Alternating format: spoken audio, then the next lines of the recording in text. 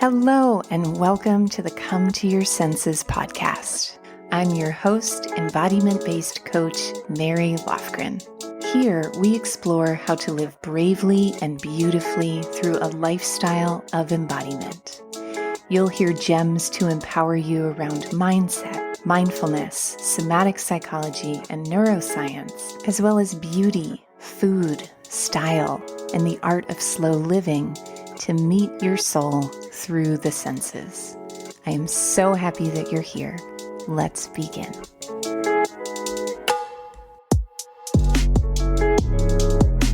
Hello and welcome, beautiful listeners, to Come to Your Senses.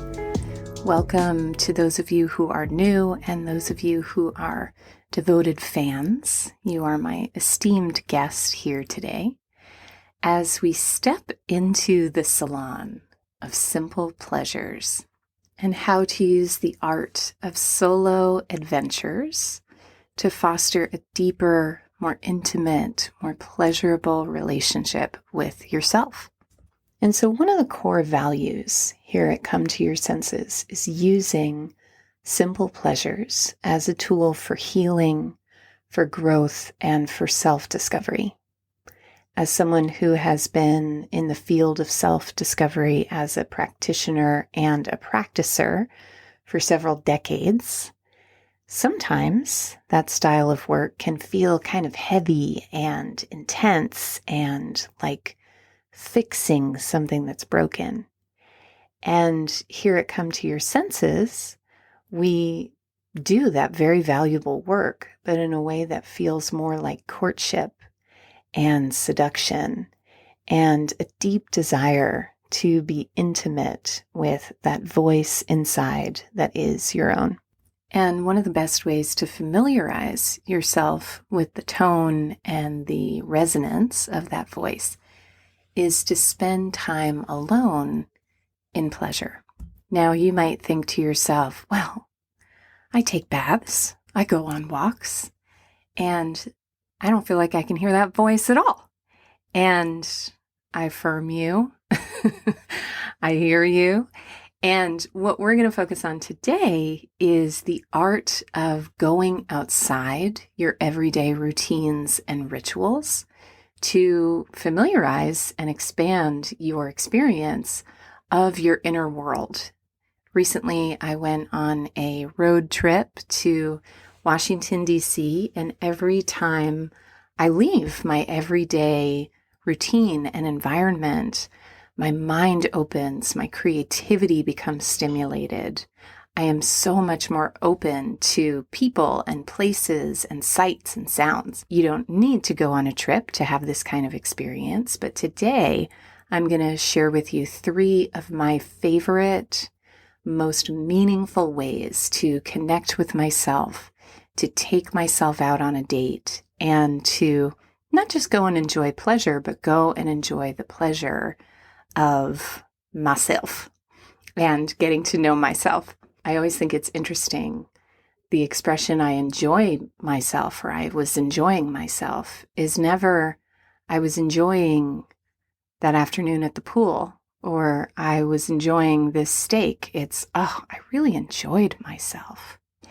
And so that's exactly what we are going to be learning and practicing the art of today.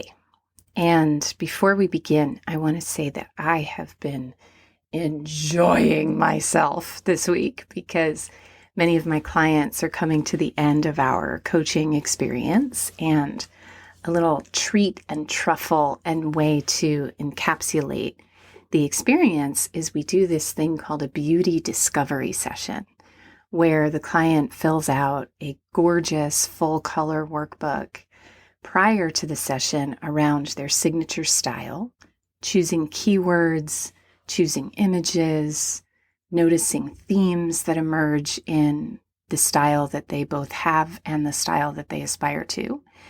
And they submit that to me and I study it, and we spend a good 45 minutes digging into their style. And this is such an important part of the coaching experience because when you embark on a 3 or 6 month coaching journey, you are really investing in some changes and shifts and vulnerabilities and growth beyond your comfort zone. And most importantly, a change in your identity, a releasing of limiting beliefs and outdated identities and growing into the identity that feels authentic and inspired and elevated. And having another person's eyes who knows you inside and out. In the coaching experience, I get to know my clients so intimately, and not just their thoughts and their beliefs and their histories and experiences, but a true soul level revelation. And so in this session, I get to bring my gift, which is seeing their beauty and reflecting their beauty back to them and expanding beyond the limitations of what they know or what they think they are capable of in their style, and dream up color schemes and textures and potential outfits and things to research and different cuts to look for and shapes. And as you can hear in my voice, it is deliriously pleasurable. And I am sharing this with you because in September, I will be opening up for new clients in embodied intelligence coaching. And right now there is a wait list, but I am seeing potential clients for pre-coaching calls and interviews. And the great thing about that is you can do an extended payment plan when you begin now. And there is also a $1,000 early bird savings when you begin now as well. So if that tickles your fancy and whets your appetite to not only have a transformative, deep, immersive, and attentive coaching experience, but also to have one of these beauty discovery sessions as my gift to you, head to embodiedintelligencecoaching.com. There is a link below this episode to learn more.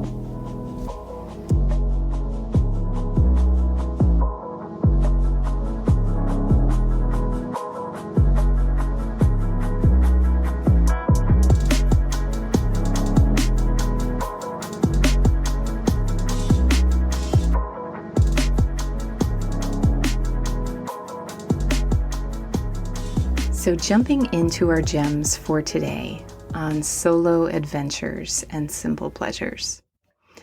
Are you someone who likes to journal? Are you someone who likes to read? Are you someone who likes to envision and write desire lists and write visions for your future? If so, you might do these on a weekend. You might curl up with your journal and a cup of tea in the morning. But the first solo adventure I want to encourage you to do is to take yourself on a date, to journal and to dream and to vision. So one of my favorite solo adventures, and I do this every year around the holidays, is I go to this hotel. I go to the same one every year, and I bring my journal, and I also bring my calendar. I don't love to look at my phone when I'm journaling, but I make an exception here. And I get there and I snuggle in, and I'm usually wearing something cozy that delights me. And I flirt a little bit with the wait staff, and I order some delectable coffee or a mocktail or a snack. And I settle in for a long winter's savoring. So I do work around planning my new year, visioning for my new year, choosing a word, a theme that I want to express that year. But this is a little bit different. This is about collecting and curating what I've received from the year before. And so I open my journal and I open my calendar, and my calendar just keeps all of my little appointments and is just a really helpful prompt for what I've experienced in the year prior, because let's be honest, most of us can't remember what we had for dinner last night. And I write in my journal January, February, March, all the months. And then I just journal all the things that I'm grateful for, all the things that I'm proud of, the lessons that I've learned, the people that I've met, the mistakes that I've made that I learned from, the thank yous that may have gone unsaid. And those of you who listen to this podcast, you know I'm not a super huge fan of gratitude lists. Actually, I created an episode that I'll put in the show notes for luxurious gratitude practices, better than a boring list.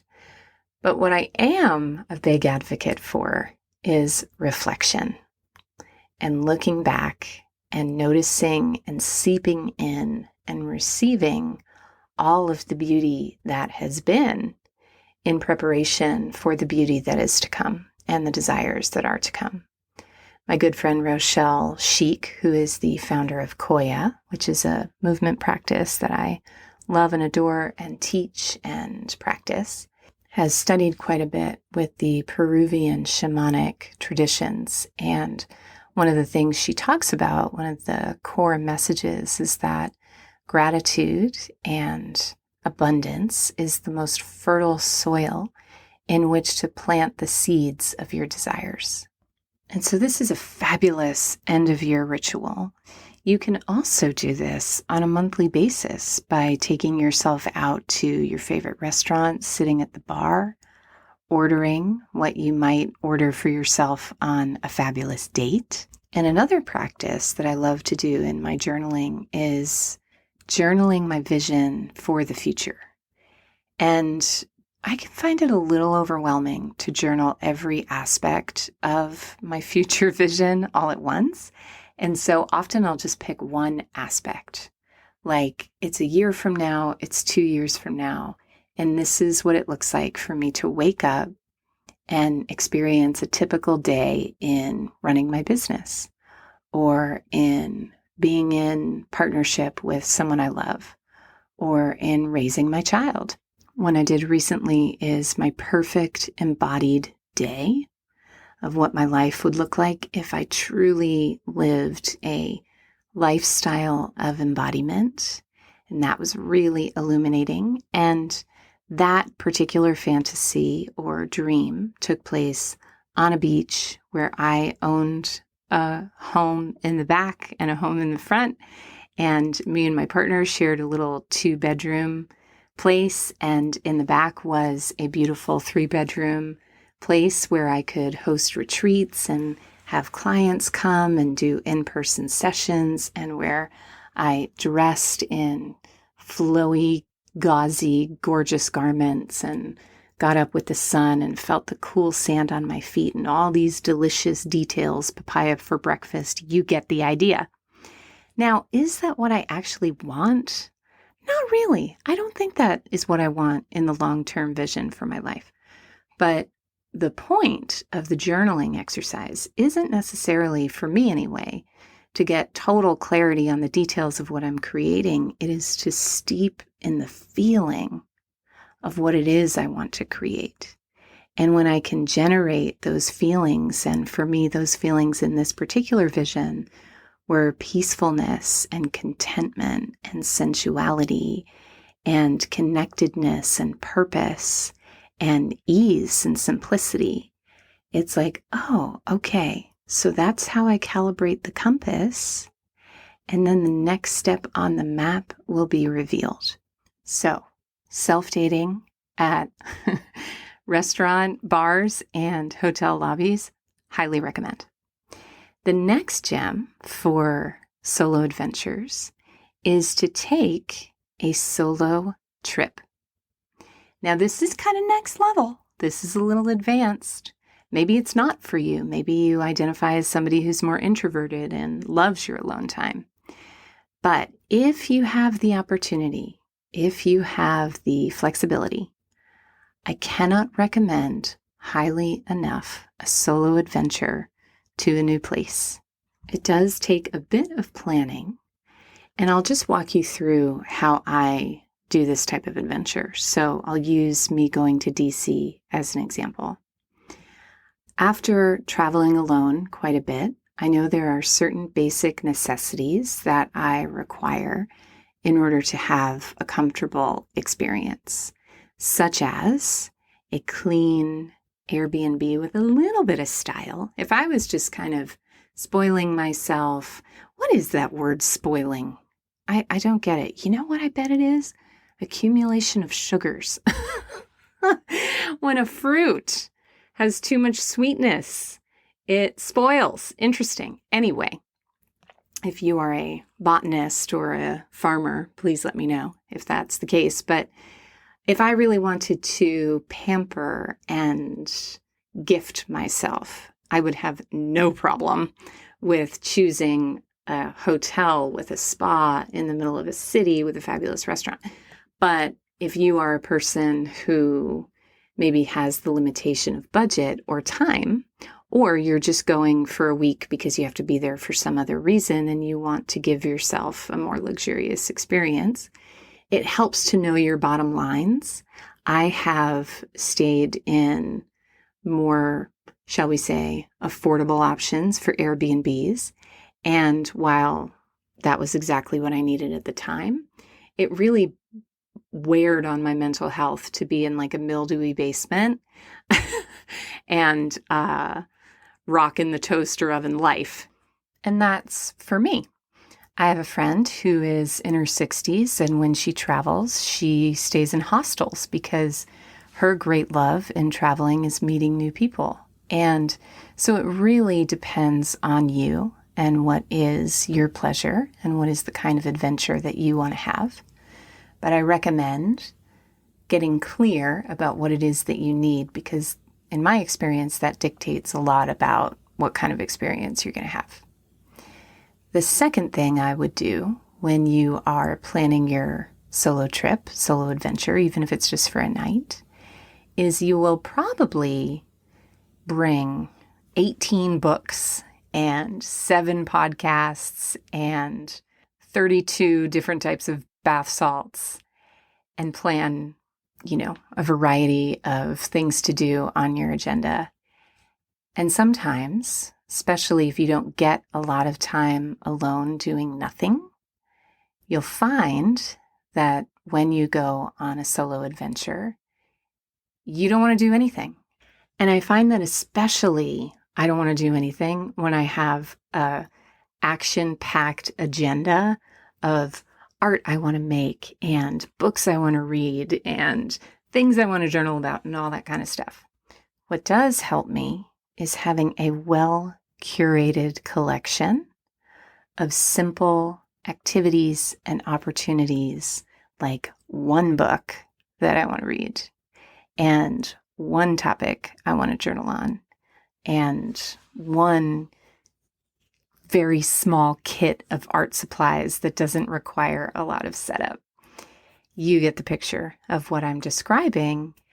And again, this doesn't even need to be a night out. It could be an afternoon that you have on your own, but simplifying and lightening your load can open up the opportunity for new and exciting experiences. And that brings me to our last gem, which is allow for the unexpected. So one of my favorite things to do is to, when I'm visiting a new city especially, find out where the downtown charming kind of area is with the best coffee shops and record stores. I mean, do we even have record stores anymore? In great cities we do. Bookstores, all those fabulous boutiques, and to do an urban drift. I don't remember who taught me the word urban drift. I think it was a guy. But an urban drift is where you just walk around a city and you allow the city to guide you, and where you have set amount of time and you just follow your intuition and follow what you're drawn by. When I was in DC, my dinner plans canceled unexpectedly, and so I hopped in the car and I went to a neighborhood, and by the time I got there, I was freaking starving. And so I looked at some Yelp reviews and found this place called the Royal Restaurant in Alexandria, Virginia.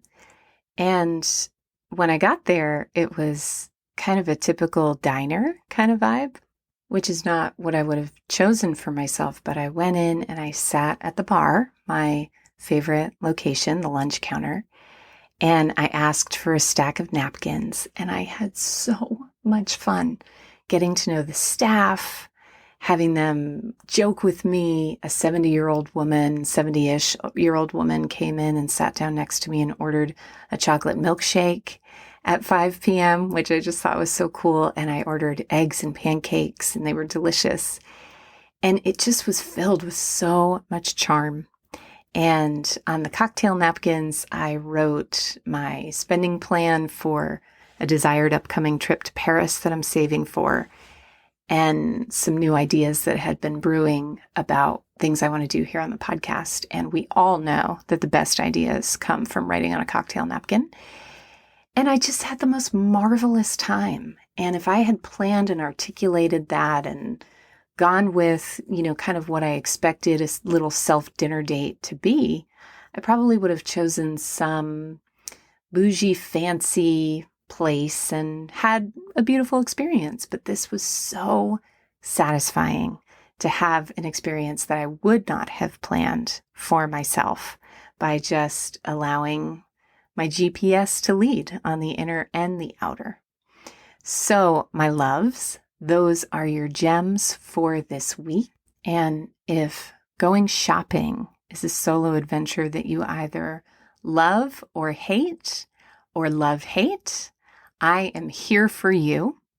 Head to embodiedintelligencecoaching.com to learn all the details about my signature coaching experience, as well as the complimentary beauty discovery session so that your style fairy godmother, aka moi, to hold your hand and give you skills to make every solo shopping adventure in the future a pleasure. Thank you so much for listening. I will see you in the next episode.